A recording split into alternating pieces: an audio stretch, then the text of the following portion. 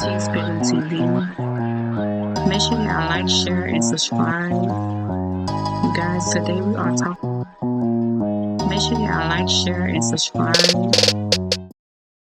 This is T Spilling TV. Make sure y'all like, share, and subscribe. Today we are breaking the news to the civil rights Jesse Jackson. You guys, he passed away, and he was with Martin Luther King. Through all you know, the trauma and all of that what went on back in the day before we was here, and to get us free, to get us free from slavery. And y'all,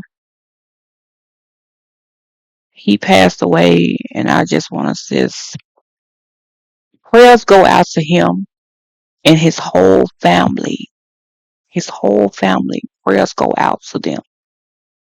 Prayers go out to him as well, you guys. First of all, pray for him, and the prayers go out to the whole family. But we're going to get into this news clip, you guys, and everything and more. Let's get into it.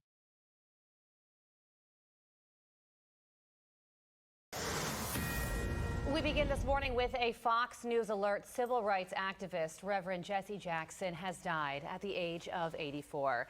His family announcing the news overnight. More on his life and legacy right now. Put your hands together for our leader, the Reverend Jesse Louis Jackson. Civil rights leader, politician, and community activist Jesse Louis Jackson was born October 8, 1941 in Greenville, South Carolina. He met Jacqueline Lavinia Brown. They got married in 1962 and together had 5 children. At that time, in the early 60s, the country was in the throes of the civil rights movement. Will they be able to sit down together at the table of brotherhood? I have a dream. Jackson says he was so inspired by Dr. Martin Luther King, he went to work for him and was with King when he was assassinated in 1968. Actually succeeded Dr. King after King's assassination in 1968 as the premier leader of the civil rights movement. I never stopped serving. In 1971, Jackson founded a group called People United to Save Humanity, or Operation Push. Jackson ran for the presidency in 1983, but lost the Democratic nomination to Walter Mondale. In a second try in '88, Jackson landed second place in the Democratic primaries, falling short to then Massachusetts Governor Michael Dukakis. He played a significant role in the transition, to some extent, of the civil rights movement from protest to politics. Around this time, the civil rights leader formed a group he named the Rainbow Coalition because it was made up of people from all races and ethnic backgrounds. That is the unfinished business that I'm about, fighting for equal opportunity for all Americans and peace in the world. But Jackson's reputation took a major hit in early 2001. A tabloid broke the news that the Reverend fathered a child out of wedlock with one of his aides, Karen Stanford. Some supporters were outraged, but several civil rights leaders spoke out in support of Jackson. And Reverend Jackson will get up, brush himself off, and keep on marching. And we'll be marching right there with him. Congratulations. Over the years, Jackson was recognized over and over again for his work on equal rights and efforts to help the less fortunate. He collected over 35 honorary degrees. Reverend Jesse Jackson is just so special, not just to us, not just to our country, but to our world. Supporters say in the last several decades, Jesse Jackson did more than anyone to move this country's civil rights agenda forward. We now have the first African-American president. It would not have been possible if it were not for Reverend Jesse Louis Jackson. I've sought to be a long-distance runner. I would like to be measured by my box score, not by the home run or the strikeout, but being a long-distance servant. And Jackson's followers promised the movement will continue. We are not afraid. Mike Tobin, Fox News.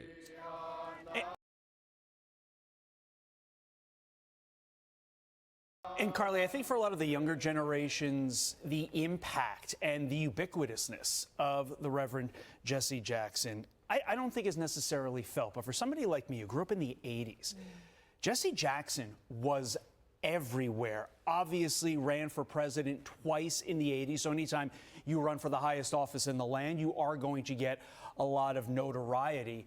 But I would argue that in terms of when I think of the 80s, two people that stand out as being ever present in the 80s, Jesse Jackson and Donald Trump. And I don't think the connection between the two of them can be overstated. I am very curious to see what Donald Trump has to say online, in an interview, on tape, when he learns of this news and actually ends up talking about it. But here's an individual who had a controversial but definitely extremely varied career. Here's somebody who actually helped win the release of several detained and captured Americans around the world. In 1999, negotiated the release of 3 U.S. soldiers held in what was then Yugoslavia. But then, as you heard in Mike Tobin's report, there were the accusations of having a child out of wedlock. Controversial, noteworthy, and I understand also there's definite friction between the Obama camp and the Jesse Jackson camp, but I don't think we can look at Obama and say he would be there if not for the groundwork laid by Jesse Jackson. And he's the ever-present figure, of course, in Chicago, in Illinois.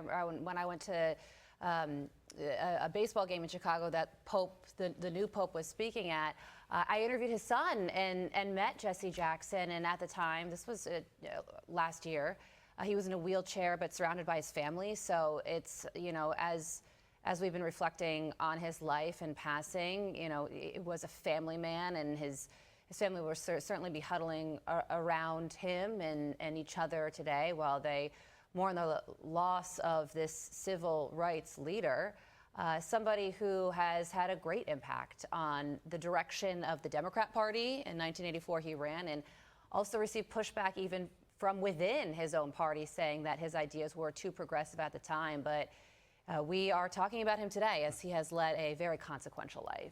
With that, let us bring in Kenneth Moles Jr., pastor and faith ambassador. Pastor, great to have you on the program on this historic morning, the passing of Jesse Jackson. I don't want to view our discussion through the lens of politics necessarily. I want to view it through the lens of faith. As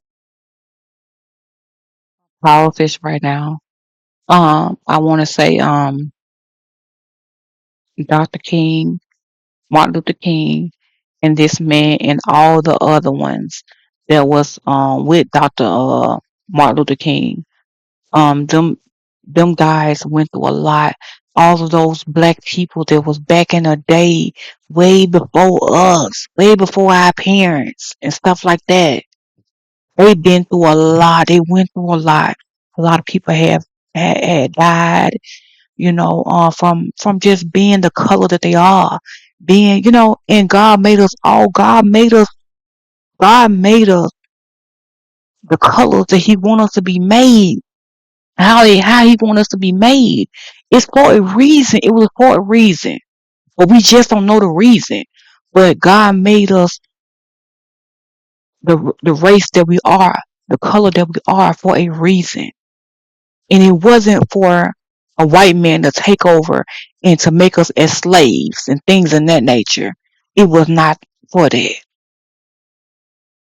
But that person, that whoever had that going, that slavery stuff going, God going to get them in the end.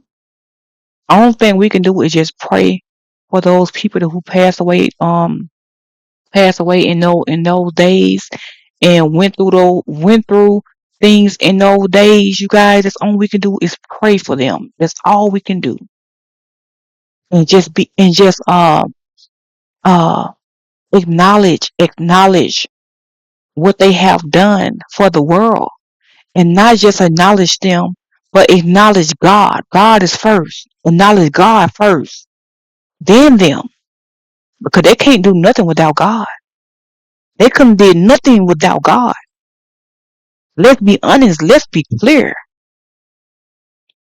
Honor God first, then them. God come before anything, anybody, any man, any newborn baby, any kid, just anybody.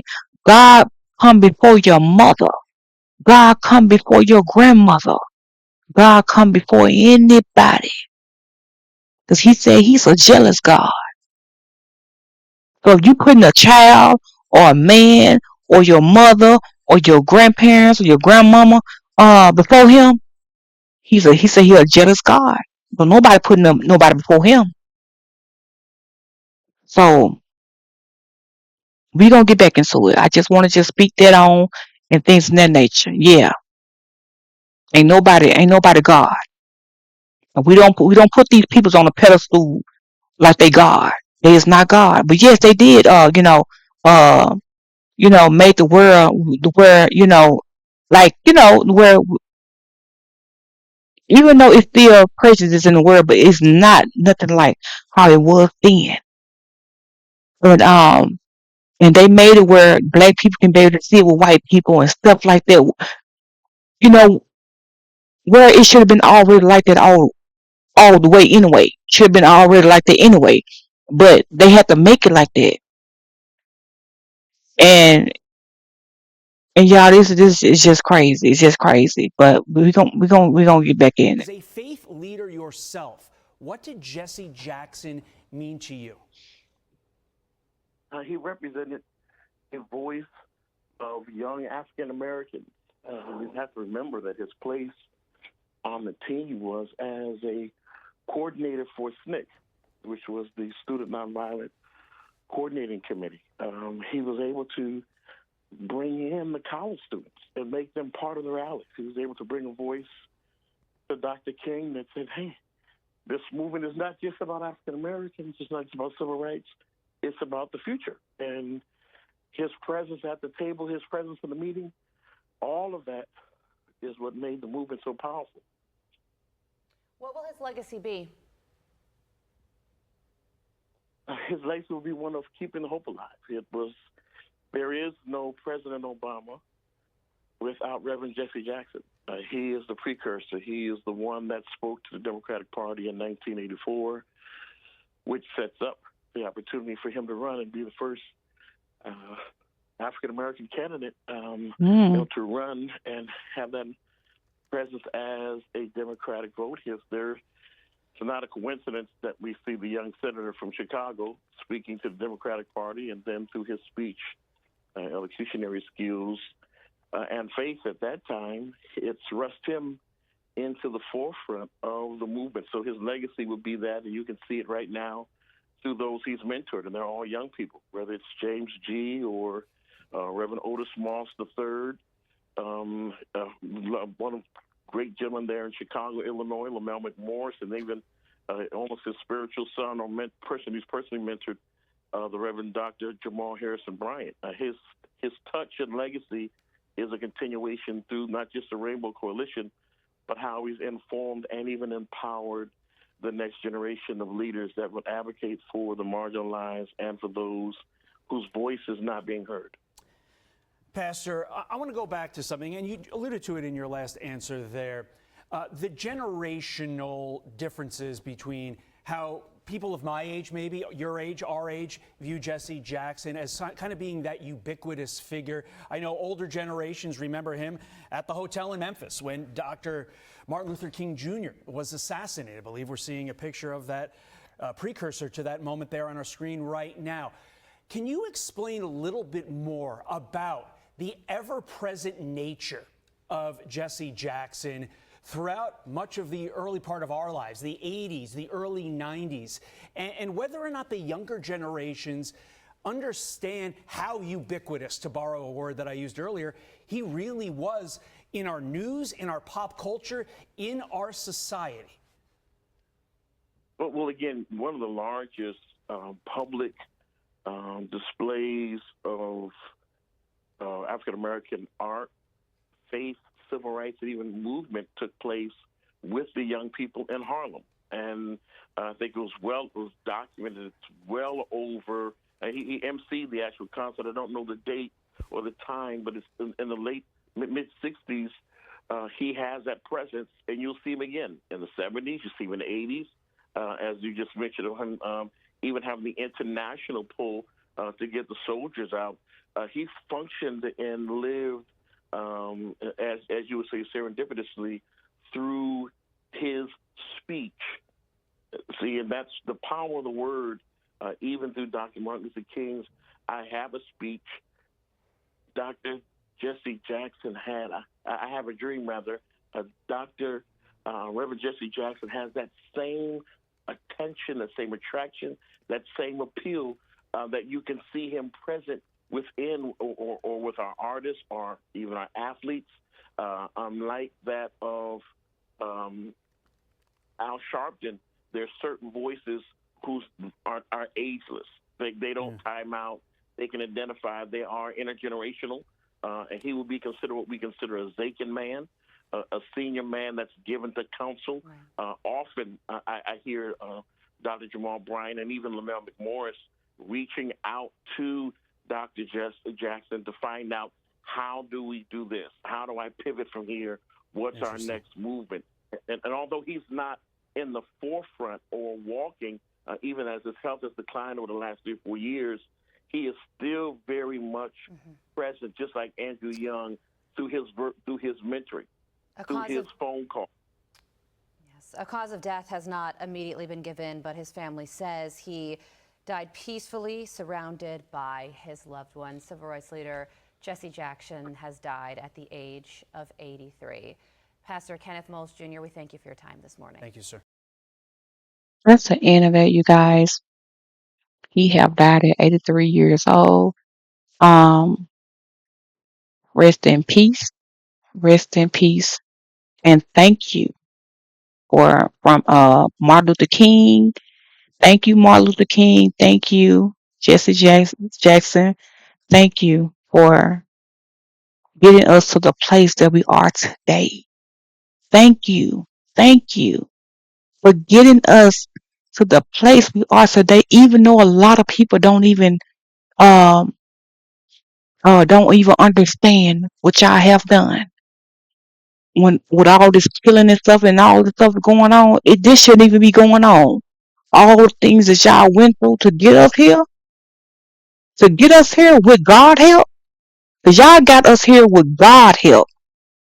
With God help. Because it's God. Then it's y'all. And then it was them. Because, they can't do nothing without God. You can't do nothing without God. Because if God ain't in it, it will not last long. It will happen, but it won't last long. But when God in it, it gonna last long. That's how you know. But on that note, make sure y'all like, share, subscribe, and comment. Hit the notification bell so y'all can be notified every time your girl T Spillings come on a live voice video, you guys. And let me know in the comments how y'all feel about this, what y'all think about this. And I will see y'all in the next video. And y'all don't forget to click that hype button. Yes, click that hype button and that like button. All right. This is T Spillings TV. Make sure y'all like, share, and subscribe. You guys, today we are talking. Make sure y'all like, share, and subscribe. You guys, today we are talking. Make sure y'all like, share, and subscribe. You guys, today we are talking about